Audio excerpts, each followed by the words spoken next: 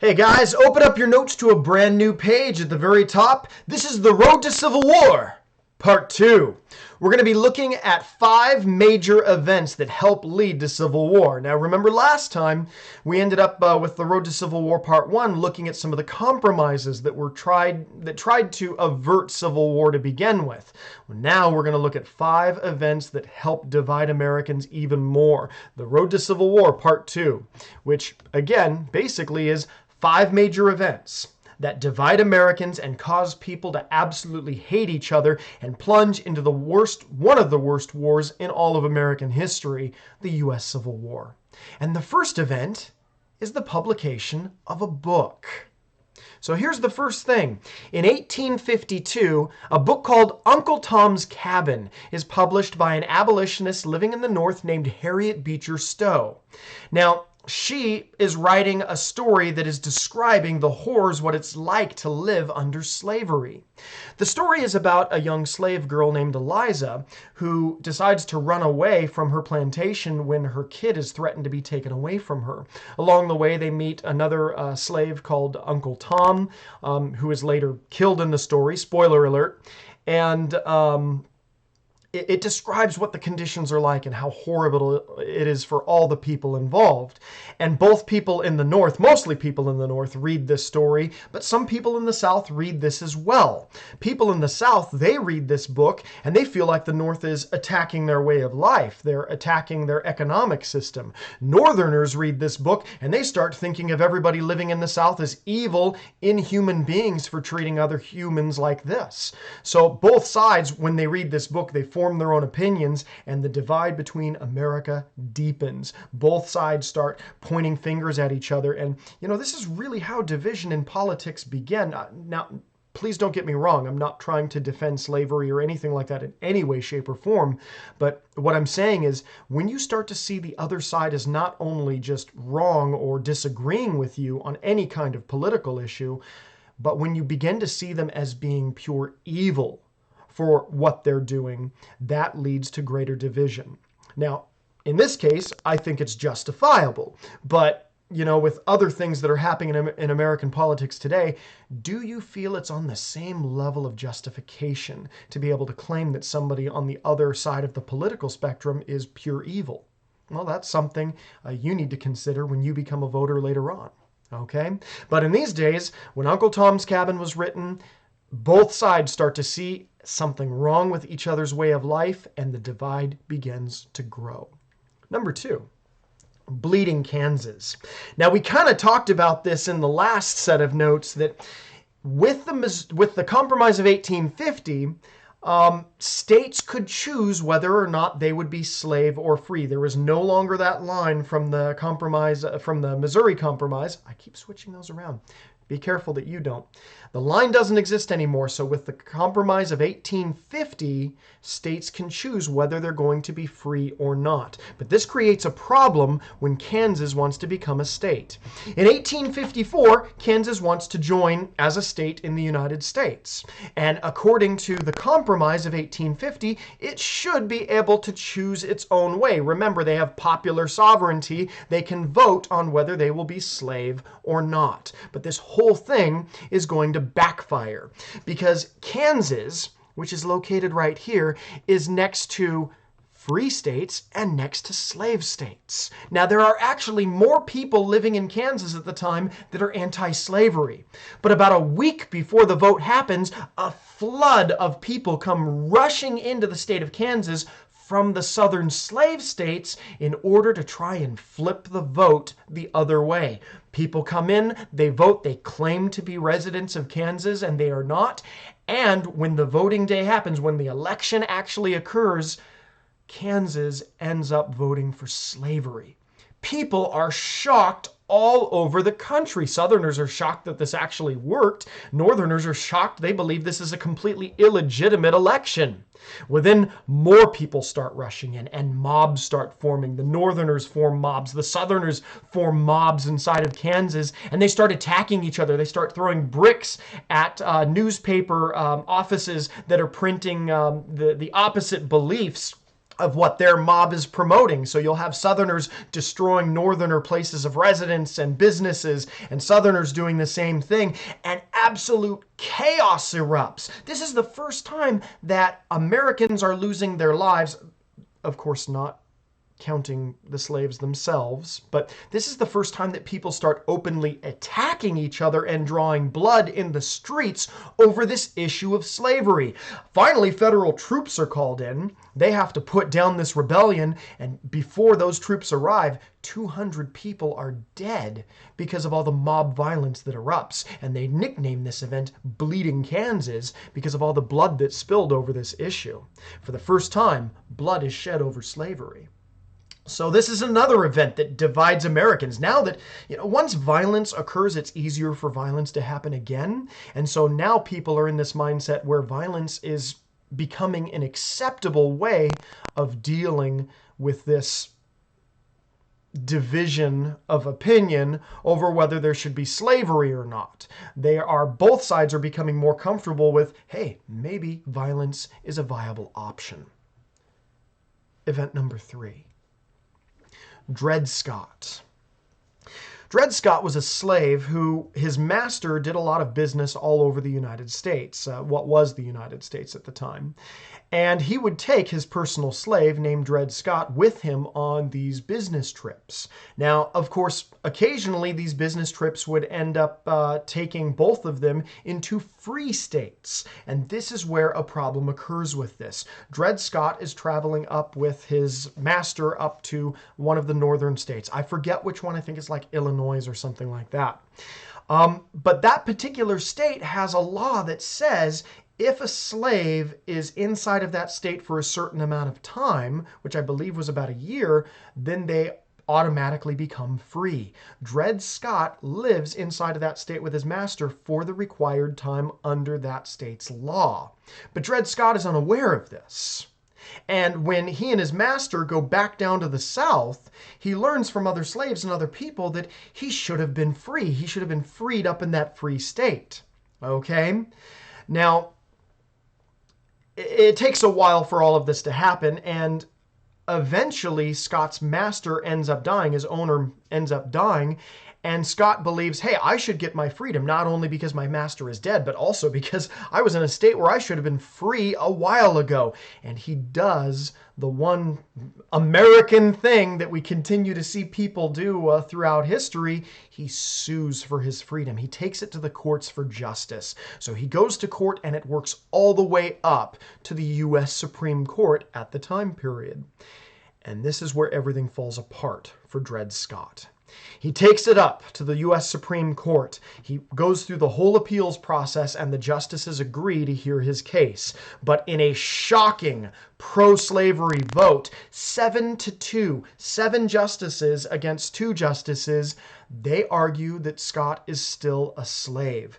To make it worse is the argument that they use in saying that he's a slave. They don't actually address the law in Illinois or whichever state he ended up going to. They completely ignore all of that. Justice Taney, who is the Supreme Court Chief Justice, he writes the main opinion for this case. He argues that because a black person during this time period is considered property, and only U.S. citizens can sue in a court, he argues that property is not a human being and therefore has no right to sue in a court of law. He basically says this person in front of him is not a human being, Dred Scott is not a human being, but that he is property, and because of that, he does not have a right to sue. Therefore, because he doesn't have a right to sue, he is still a slave, even if he's in that northern state. Basically, this is destroying just about every anti-slavery law in the North, trying to free slaves or anything like that. It doesn't destroy the laws that say slavery is illegal up there, but it certainly would destroy any laws that try and free slaves that enter those new territories, and it dehumanizes these slaves. It automatically tells them that you are property instead of a real human being, a person. And this is the U.S. Supreme Court saying this. And of course, both sides form their opinions on this. In the North, they think this is a complete travesty. People in the North start to believe the justice system has failed them, and now maybe it's time to take matters into their own hands. Combine that with bleeding Kansas, and you can understand why people start to turn violent. And violence does occur, especially when a guy named John Brown comes around and decides he's going to try and start a slave rebellion. And that is event number 4. John Brown.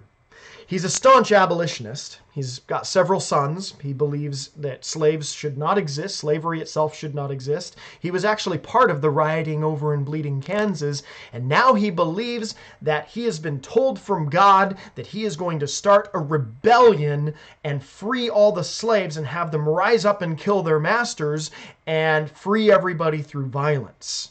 Now, Brown, what he decides to do is come up with a plan. He's not incredibly stupid. I've got a lot of issues with the way he does all of this, but Brown does come up with a plan.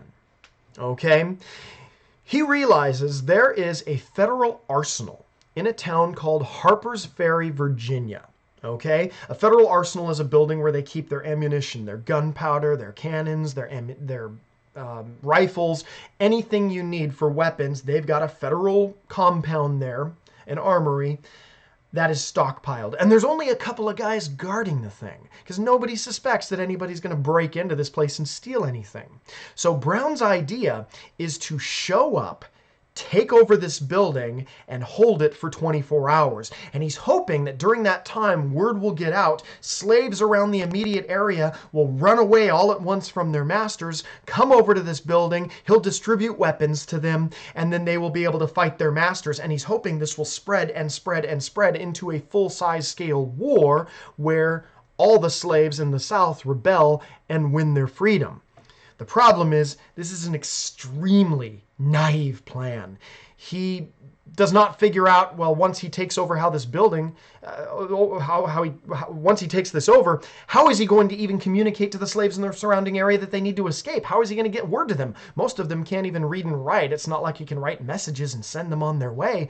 So he doesn't think about these logistical issues. Instead, he takes his sons and a couple of friends, and they go down and they attack this compound. Okay? In 1859, he leads 21 men, and they capture the Army's federal arsenal there. They knock out the couple of guys that are there, they take over the building, and they wait. And that is when things completely fall apart, because not a single slave actually starts to rebel. And instead, what happens is the mayor of the town and everybody living in Harpers Ferry finds out about what's going on here. They grab their guns and torches. This is in the middle of the night when this happens. And they surround the building, preventing John Brown from being able to escape and preventing any slaves or anyone else from getting inside the perimeter. So now Brown is completely shut off from the world with his 21 guys, and they are under siege. They are basically surrounded. And then the federal army shows up, and they are led by a commander named Robert E. Lee, who is part of the U.S. Army at the time, and his orders are to put this down, to stop the violence here, stop the terrorism, and to take the arsenal back and arrest everybody who's responsible. And it turns into a shootout. There's firing back and forth. John Brown loses one of his sons. Several of his followers are killed during this. And eventually they throw out the white flag and surrender. His insurrection is a complete and utter failure. So the arsenal is surrounded. No slaves join. Federal troops kill several of Brown's men. He absolutely fails. Brown himself is captured along with the rest of his group, and he is tried as a terrorist in federal court for inciting violence. And this further divides the nation, because in the North, they view John Brown as a hero. They look at him and go, wow, this guy is, you know, maybe we shouldn't have done the whole violence thing here, but he did it for the right reasons. People in the South view him as a complete terrorist, doing the one thing they're most worried about, which is inciting slaves to rise up and murder their masters. So Again, this leads both sides to hating each other even more. The South looks at Northerners going, you see, all they want is to stir up trouble. And Northerners look at the Southerners and go, look at what they have led us. Well, look at what they have caused us to want to do, all because of what they're doing already. That's what happens with John Brown. Well, he is captured. There is a trial. He is found guilty. And John Brown is hanged. And like I said, the division increases. The Northerners consider him a hero. The Southerners consider him a terrorist. Things are getting worse and worse. America is getting more divided than ever. And then one last thing happens. One event occurs that is finally the trigger. It is the final nail in the coffin which causes Southerners to think, can we even stay in the same country anymore? And it all has to do with an election. The fifth one is the election of Abraham Lincoln. Abraham Lincoln was a lawyer who had, you probably have heard the stories before. When he was a young boy, he was raised in a log cabin. He eventually moved out to Illinois and started a business as a lawyer. He eventually works his way into politics a little bit. He runs for the House of Representatives and things like that. Meanwhile, at the same time that Lincoln is rising in power, in 1854, a brand new political party is formed. Now, before this, it was the Democrats, what used to be known as the Democratic Republicans. So they're now called the Democrats, and it was them against the Whigs. Well, the Whigs, as slavery becomes a bigger issue, gets weaker and weaker and weaker, and a new party is formed that is anti-slavery. It is called the Republican Party. Now, for the first time in American history, we have Democrats versus Republicans, and it is the same two political parties that exist to this day. They both have different platforms now, different beliefs, but the two parties that exist now are formed in 1854 in the versions that we recognize, Democrats versus Republicans. So in 1854, the new party is created. Okay? In 1860, they nominate Abraham Lincoln for President of the United States. Lincoln is anti-slavery, but he is not anti-slavery in a lot of the ways you and I were led to believe growing up. You know, we hear all these stories. Lincoln tends to be one of the most famous American presidents. Now, don't get me wrong, I've got a lot of respect for Lincoln. But on a lot of polls, he shows up as the #1 most popular U.S. president or most important U.S. president.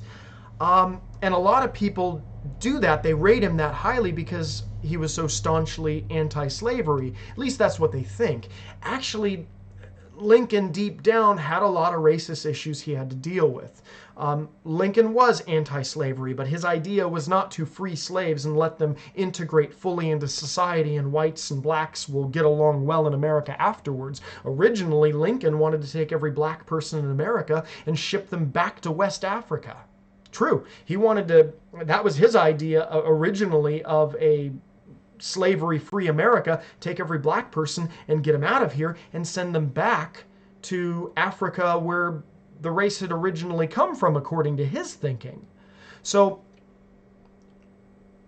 all this to say, deep down, Lincoln had a lot of changing to do. Now, he is anti-slavery, but even at this time in 1860, when he is running for president, he doesn't want to get rid of slavery in the South. He only has one platform, one belief system that he is openly saying to people, and that is, I just don't want slavery to spread further than where it already exists. So that's kind of the two things in Lincoln's mind. He wants no slaves in America, ultimately, but his idea is to ship them away from here. But if he can't have that, what he's openly campaigning with is, well, you know what? We just don't want it to spread anymore. No more slave states than what already exists. Of course, Southerners hate this idea because then it breaks that balance in the Senate.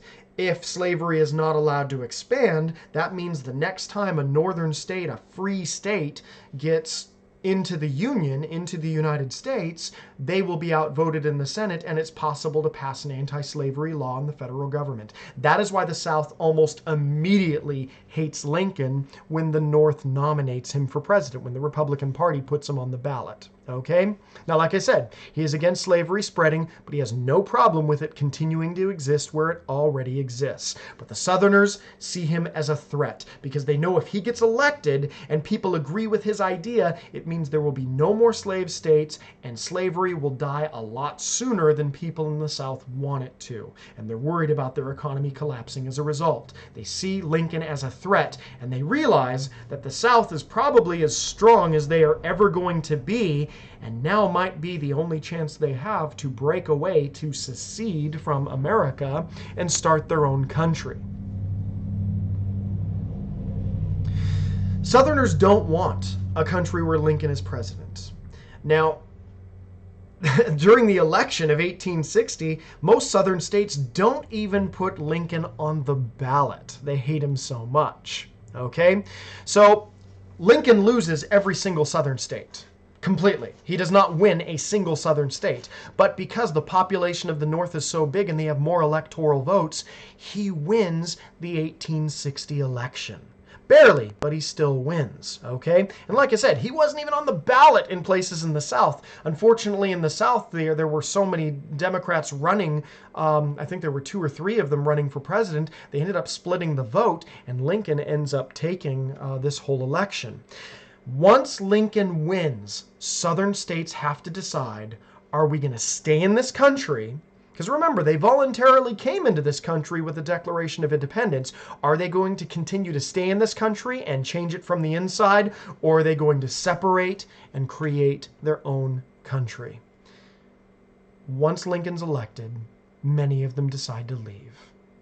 We'll talk about that in just a little bit. There are a few things that you need to know before we actually talk about the first battles of the Civil War in the South splitting away. First of all, the North during the war is called the Union. From this point forward, I'm going to use those words interchangeably. So if you hear me say the Union or the North, it means the same thing.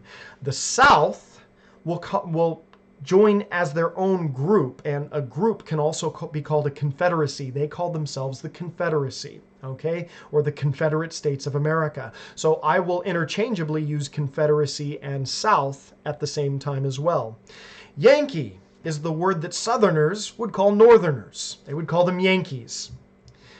Northerners called Southerners Johnny Rebs. So Johnny Rebels, people who rebelled against the United States. The act of leaving the Union is called secession, to secede, not succeed, like winning a baseball game. Yes, I succeeded. No, secede means to leave. If I was going to walk out of a class from a teacher that I didn't like learning from, that would be me seceding from that classroom, which I wouldn't recommend. It's not a good thing to try and press your luck on. Okay, a couple of more things to know you should know really quick. The North had blue uniforms during the war. We'll look at that soon. The South most of the time had gray, but a lot of the time they kind of threw together some of their uniforms. The very first couple of battles of the war, both sides had the same uniform because they were both U.S. military uniforms, and they couldn't tell who was on what side. We'll talk about that in a little bit. But because of their uniforms, the Civil War is also known as the Blue versus the Gray War, or the War between the States. Those are pretty common ways of saying it. The Confederacy creates several different flags. The most famous one, the one that people recognize, is the Stars and Bars flag right there, what most people consider the Southern flag. But it actually wasn't the main Southern flag. We'll talk about that later. And the United States is using a 33-star flag at this time, which includes the 11 states in the South that end up leaving the Union. They keep those stars on their flag throughout the entire Civil War. So those are the 5 events that led to Civil War. You can see what typical Civil War soldiers look like here. The gray would be a Confederate soldier. The blue would be a Northern soldier. And again, we will cover this stuff here soon. And one thing I would recommend is if you want to learn about one other event that happened that led to Civil War, look up in 1856.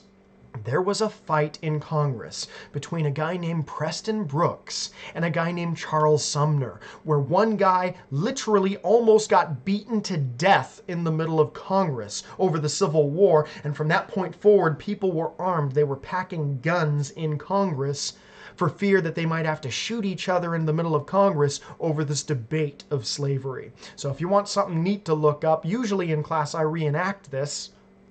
I can't do that because we're distance learning right now, but this is a really interesting event. Preston Brooks attacking Charles Sumner in the middle of Congress over slavery. Guys, those are the 5 major events that help lead to Civil War. When we next get together, we're going to be looking at advantages and disadvantages both sides had, and then we are going to start the opening battles of the bloodiest conflict in American history.